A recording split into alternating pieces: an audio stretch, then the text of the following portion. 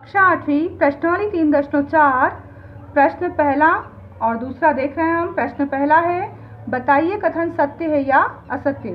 सभी आयत वर्ग होते हैं। सभी आयत वर्ग होते हैं, कथन कैसा है? असत्य है। सभी आयत वर्ग नहीं होते हैं। दूसरा कथन है, सभी समचतुर्भुज समांतर चतुर्भुज होते हैं। तो यह कथन कैसा है? सत्य है। सभी वर्ग समचतुर्भुज और आयत भी होते हैं। तो यह कथन भी कैसा है? सत्य है। फिर है, सभी वर्ग समांतर चतुर्भुज नहीं होते। तो यह कथन कैसा है? असत्य है। उसके बाद है, सभी पतंगे समचतुर्भुज होती हैं। तो यह कथन कैसा है? असत्य है। और सभी समचतुर्भुज पतंग होते हैं, ये कैसा है? सत्य है। सभी समांतर चतुर्भुज समलंब चतुर्भुज होते हैं, यह कथन भी कैसा है? सत्य है। और सभी वर्ग समलंब होते हैं, यह कथन कैसा है?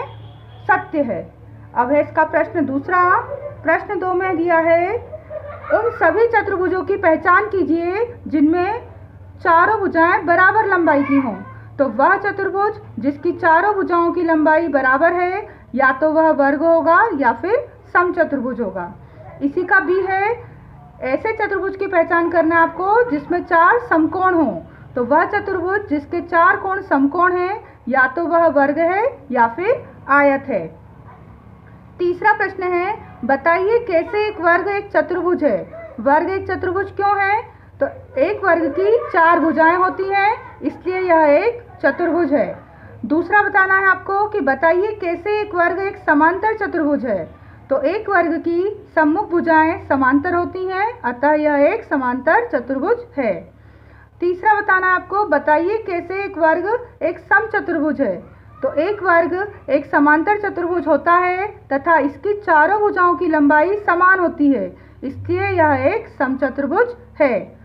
चौथा बताना है कि बताइए कैसे एक वर्ग एक आयत है।